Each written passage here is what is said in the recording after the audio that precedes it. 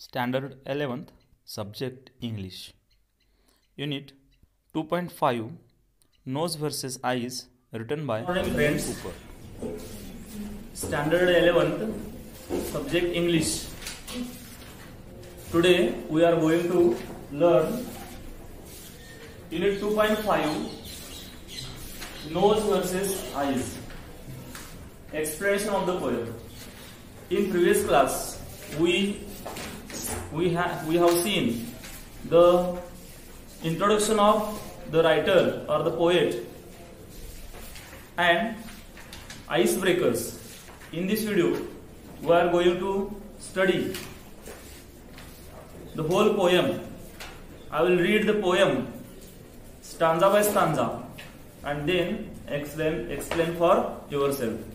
विद्यार्थी मित्रांनो, आज आपण इयत्ता 11वीचा इंग्लिश मधील युनिट 2.5 ही कविता पाहणार आहोत. Nose versus eyes. नोज नाक, वर्सेस विरुद्ध, आईज डोळे, नाक विरुद्ध डोळे. त्याचे एक्सप्लेनेशन, त्याची पार्श्वभूमी आपण बघितले. त्यांचं जे डिस्प्यूट आहे, त्यांचं जे भांडण आहे ते न्यायालयात जाते आणि ते कशासाठी जाते म्हणून सांगितलं, फॉर स्पेक्टॅकल्स. ओके. आणि ह्या स्पेक्टॅकल्स साठी त्यांचं भांडण जाते कोर्टामध्ये. आणि स्पेक्टॅकल्स जे आहेत ते कोणाच्या मालकीचं आहे याच्यावरून ही कविता रायटरने लिहिली आहे. ही टोटली ही कविता जी आहे ती एक हास्यास्पद अशी किंवा न्यायालयीन कामकाजाचं उपहास करणारी कविता आहे. बरोबर. सटायर पोयम आहे, त्याला सटायर म्हणतात. आणि अशा प्रकारची कविता आपण पाहतोय.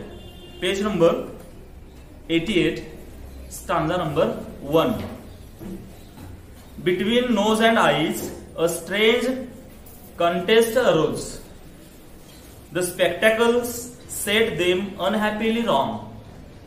The point in dispute was, as all the world knows, to which the said spectacles ought to belong. 2 lines बघा. Between nose and eyes a strange contest arose. नाक आणि डोळे ह्यांच्यामध्ये चढाओढ लागली. The spectacles set them unhappily wrong. कुणावरून? चष्म्यावरून. बरोबर. Spectacles म्हणजे चष्मा. चष्म्यावरून त्या दोघांच्या मध्ये चढाओढ लागली. तीव्र मतभेद सुरू झाले. The point in dispute, dispute म्हणजे खटला. त्यांचं जे भांडण आहे ते न्यायालयात गेलं. तो खटला जो आहे was as all the world knows, जगाला माहिती आहे. त्यांचा खटला कशा प्रकारचा होता हे जगाला माहिती आहे. बघा. To which the said spectacles ought to belong. To which the said spectacles, तो चष्मा जो आहे कुणाच्या मालकीचा आहे ह्याच्यावरून तो खटला रंगला. पहिल्या 4 ओळी समजतात का तुम्हाला? समजल्या का? पहिल्या पॉइंट मध्ये काय सांगितले? दे आर कॉलरिंग, कॉरलचा अर्थ भांडणे. Okay. On spectacles. Who will the owner of the spectacle. नाकावरती असणारा चष्मा उपयोग होतो डोळ्याला. ओके. पाहण्यासाठी. मग मालक कोण त्याचा? नाक की डोळे? ह्याच्यावरून त्यांचं भांडण सुरू झालं. Okay. This is a 4 lines explanation. Next stanza. So tongue was the lawyer and argued the cause with a great deal of skill and a wig full of learning, while chief baron ear sat to balance the laws, so famed for his talent in nicely discerning. बघा. So tongue was the lawyer. ह्यामध्ये वकिलाची भूमिका कोणी घेतली? Role of the lawyer. Tongue जीभ, जिभेनं वकिलाची भूमिका घेतली. अँड आर्ग्यूड द कॉज, आणि हा खटल्याचा आर्ग्युमेंट केलं, युक्तिवाद केला. आर्ग्यू करणे, युक्तिवाद करणे. बघा. With great deal of skill. कसं केलं हे? कुशलतेनं, स्किलफुली. सर्व बाजूनं त्याच्या मार्फत कोर्टामध्ये मांडलं. And wig full of learning म्हणजे अभ्यासपूर्ण. वीकचा अर्थ ग्लोसरीमध्ये पण दिलाय बघा. Wig means a special covering for the head made of artificial hair worn by the जजेस. ह्याचा अर्थ इथं वीक म्हणजे तर टोप असा होतोय, पण ऍक्च्युली टोप घालून म्हणजे कोणाचा असतो तसा प्रकारचा वीग त्या जज वगैरे पूर्वीच्या काळातले जे न्यायालयातले जज असायचे बघा, केस वगैरे असे पांढरे झालेले, कुरळे असे झालेले, बरोबर का, वाढलेले केस वगैरे, आणि ते अभ्यासपूर्ण असायचं. म्हणून इथं म्हणलंय स्किलफुली अँड स्टडीफुली, अगदी अभ्यासपूर्ण अशा प्रकारचा खटला त्यांच्यामध्ये रंगला. बघा, with great deal of skill and wig full of learning with chief baron. Chief baron कोणाला म्हणलंय? बॅरन, न्यायाधीश. बघा ग्लोसरीमध्ये पण हा शब्द a powerful person. Powerful person कोण असतो न्यायालयामध्ये? जज. ओके. आणि हा जज जो आहे, इयर, हे इयर कोण आहे? जज आहे. इयर कान, बरोबर, कान हा न्यायाधीश आहे. सॅट टू बॅलन्स द लॉज, तो कशासाठी बसला? दोन्हीकडचा समतोल व्हावं. न्याय देवता दोन्हीकडला ऐकून घेते आणि योग्य असा न्याय देत असतात. जजेस न्याय देत असतात, बरोबर. तशा प्रकारे बॅलन्स करण्यासाठी ते बसले. So famed for his talent in nicely discerning. आणि कशासाठी प्रसिद्ध होते? फेमस होते. कशासाठी? टॅलेंटसाठी, त्यांच्या म्हणजे त्यांच्या बुद्धिमत्तेसाठी प्रसिद्ध होते. असे समतोल राखणारी, निर्णय क्षमता, निर्णय देणारे, त्याचं प्रदर्शन करणारे व्यक्ती त्यांचं हे काम करत होतं. In behalf of the nose it will quickly appear and your lordship, he said, will undoubtedly find that the nose has had spectacles always in wear, which amounts to possession time out of mind. बघा, in behalf of, behalf of एक phrase आहे, च्या बाजूने. कुणाच्या बाजूनं? तर in behalf of nose, नाकाच्या बाजूनं, it will quickly appear, मुद्दा उपस्थित केला. आणि काय म्हणालं? युअर लॉर्डशिप, लॉर्डशिप साहेब राज, त्या न्यायाधीशांना मिलॉर्ड असं म्हणतात, बरोबर. तर milord, lordship, he said, will undoubtedly find. Undoubt म्हणजे काय? शंका नसणे. डाऊट, डाऊटफुल, शंका असणे. आणि अनडाऊट म्हणजे काय? शंका नसणे. ह्यात काय शंकाच नाही आहे. That the nose has had spectacles always in wear. Wear म्हणजे परिधान करणे. नाक काय करते? नेहमीच नाकावरती चष्मा ठेवलेला असतो. ओके, नेहमी नाकावरती चष्मा ठेवलेला असतो. Which amounts of possession time out of mind. आणि म्हणून चष्मा कुणाच्या मालकीचा आहे? पोझेशन म्हणजे मालक असणे, पझेस, मालकीच्या मालकीचा असणे. कुणाच्या मालकीचा आहे? नाकाच्या मालकीचा चष्मा आहे, असं त्याने युक्तिवाद मांडला. Then holding the spectacles up. बघा, तो चष्मा हातात धरलाय असा बघा, हातामध्ये चष्मा धरलाय आणि सांगायला लागलंय, त्याचं एक्सप्लेन करायलंय. हातामध्ये चष्मा धरून एक्सप्लेनेशन काय देते बघा. Then holding the spectacles up to the court, your lordship observes they are made with straddle as wide as the ridge of the nose is. In short, designed to sit close to it, just like saddle. नाकाची ठेवण आणि चष्म्याची ठेवण बघा कसं सांगले. Then holding the spectacles up to the court. कोर्टामध्ये आपला तो चष्मा आहे तो हातामध्ये उंच धरून. युअर लॉर्डशिप, तो म्हणतो, ऑब्झर्व, निरीक्षण करा. They are made with straddle. Straddle म्हणजे त्याचे जोड आहेत, तिथला भाग जो आहे ते बनवलेला आहे स्ट्रॅडल. स्ट्रॅडलचा अर्थ ग्लोसरीमध्ये पण दिला बघा. एक्सटेंड अक्रॉस बोथ साइड्स, दोन्ही बाजूनं व्यवस्थित एक्सटेंड केलेलं असणे, जोडलेलं असणे. बघा, your lordship observe they are made with straddle as wide as the reach of the nose. Reach बघा, कडा किंवा उंचवटा. तो उंचवटा जो आहे कसा आहे? एज कसा आहे त्याचा? नाका इतकाच आहे. नाकाचा एज, चष्म्याच्या कडा आणि नाक सेम टू सेम फिटिंग होण्यासारखं आहे, फिट होण्यासारखं आहे. आणि ते कसं बसलंय? सॅडल बसल्यासारखं. सॅडलचा अर्थ खोगीर असा होतो, बरोबर. The low part of the reach between two high points sit with a raised reach. म्हणजे हा जो भाग आहे, हा भाग हा काय आहे? नाकावरती बसण्यासारखाच असे सेम बनवलेला आहे असं सांगतो. लास्ट पॅरेग्राफ, पेज नंबर 88 वरती. Again would your lordship a moment suppose it is a case that has happened and maybe again that the visage or countenance had not a nose. Pray who would or who could wear spectacles then? बघ काय सांगितलंय. Again would your lordship a moment suppose, एक क्षणापुरतं असं समजा. काय समजायचंय? समजून घ्या. This is a case that has happened and may be again, अशी घटना घडली. That the visage and countenance, visage and countenance तर काय बघा, फेस, फेस म्हणजे चेहरा. चेहरा हॅड नॉट अ नोज, जर चेहऱ्यावरती नाकच नसतं, suppose there would be no nose on the face, तर प्रे म्हणजे से, सांगा हु वुड और हु कुड विअर स्पेक्टेकल्स देन. मग कोण चष्मा परिधान केला असतं? त्या डोळ्यासाठी कोण बरं चष्मा परिधान केला असतं किंवा कुठं ठेवला असतो तो चष्मा? जर नाकच नसतं तर? असं त्यांनी युक्तिवाद लढवला.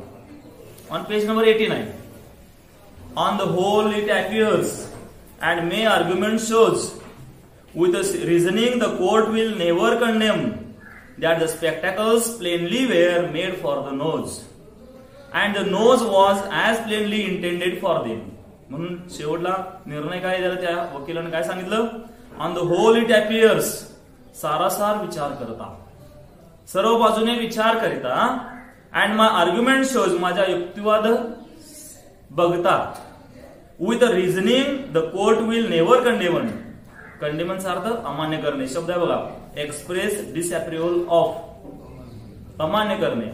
आणि कोर्ट अमान्य करू शकणार नाही. माझा सगळा युक्तिवाद बघून, माझे पॉइंट्स मानलेले बघून कोर्ट काय करणार नाही, अमान्य करणार नाही, ते मान्य करेल. काय मान्य करेल? That the spectacles plainly were made for the nose. हे स्पेक्टेकल्स कोणासाठी बनवलेले आहेत? ओनली फॉर नोज, नाकासाठीच बनवलेले आहेत. म्हणून and the nose was the plainly intended for them, आणि म्हणून नाकच त्याचा मालक आहे, नाकाला तो चष्मा दिला पाहिजे. Then shifting his side, a lawyer knows how he pleaded again in behalf of the eyes. But what were arguments? Few people know, for the court did not think they were equally wise.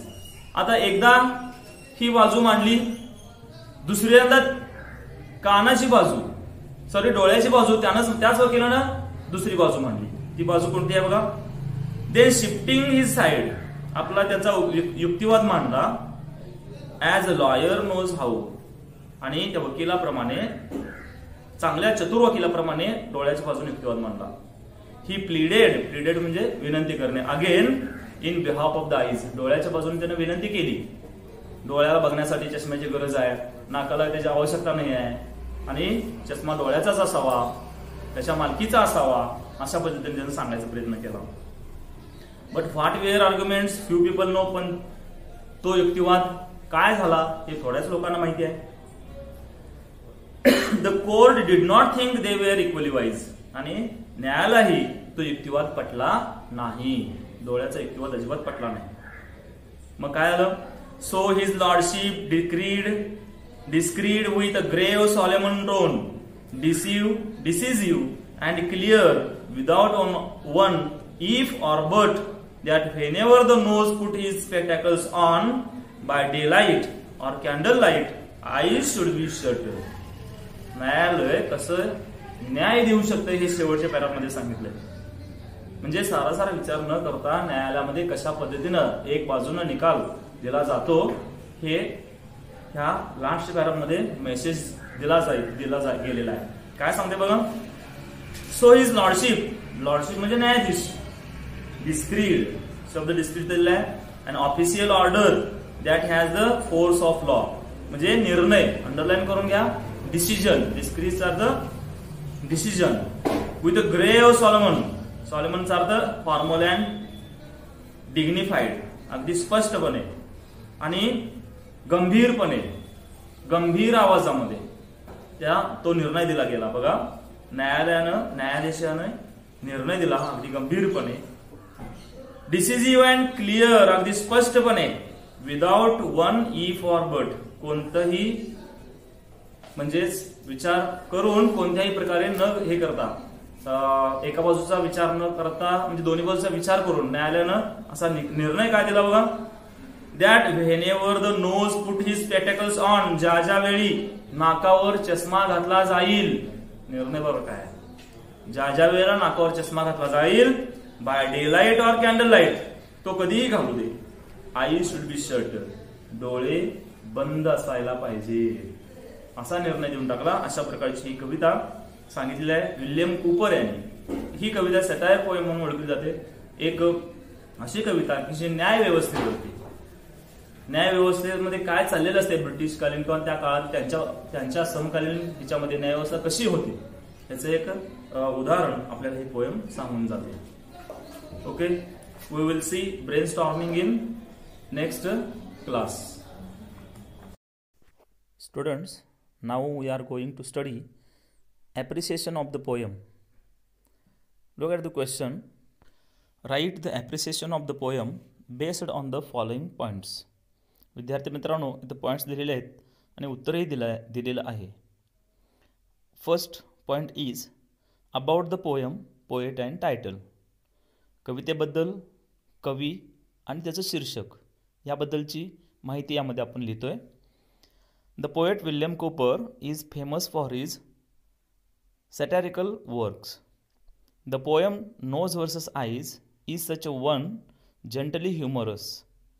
It pokes fun at sometimes absurd decisions arrived at jurisprudence. When the law is applied without using human decisions and thought. The eyes and nose, sensory organs, symbolize human behavior. Theme of the poem is, the theme is about typical human behavior in society which is greedy. People who grab at something which is not theirs and deprive those who deserve it. Point number 3. Poetic style, language, poetic device used in the poem. कवितेची लेखनशैली, भाषा आणि त्यामध्ये वापरले गेलेले विविध poetic devices, अलंकार इत्यादी. Answer. The poem is in stanzas of 4 lines each. The first and third and the second and fourth lines rhyme in each. Sensory organs. The sensory organs are personified. The eyes and nose are the parties fighting the case, claiming ownership of the spectacles. The tongue is the lawyer. The ear is the chief baron, the judge. The tongue is attributed with qualities of skillful arguing and learning. The tongue is also given the quality of shifting loyalties and doublespeak. This is what lawyers do. The ear is spoken of as having good judgment. The poem has many words and phrases related to the legal field. Your lordship is how the tongue addresses the ear. Discreet, a grave solemn tone, pleaded, arguments are a few more words used in the court. Point number 4. Special features of the poem. The poem is unique in that it is a gentle criticism of the judicial system. Criticism of the judiciary is dangerous and could even land on into trouble. But the poet has been gently mocking in his style, which does not offend but is completely truthful in the scenario which is presented. Point number 5. Message, values, morals in the poem. कवितेतून कोणता संदेश, नीतिबोध दिला आहे का ते ह्यामध्ये लिहावं लागेल.